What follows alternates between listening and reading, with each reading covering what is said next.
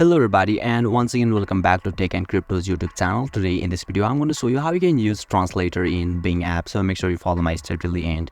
First thing first, I assume that you already have an account on Bing AI app and already logged in, and now right after that you'll be able to see the dashboard or the interface of the Bing AI apps on the screen, where you can see the translator at the widget, and also you can see the apps option at the bottom right corner at the footer. So simply tap on that option, and now you can see the translator option at the explorer section. So you simply need to tap on that option, and yeah, you will be able to use translator successfully. So basically this is how you can use translator in Bing AI app.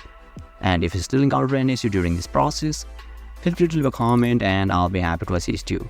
If you found this video helpful, please give it a thumbs up, and if you are new to this channel, make sure to hit the subscribe button and set the bell icon to on so that you can stay updated with our latest content. Thank you for watching, and I'll see you next time.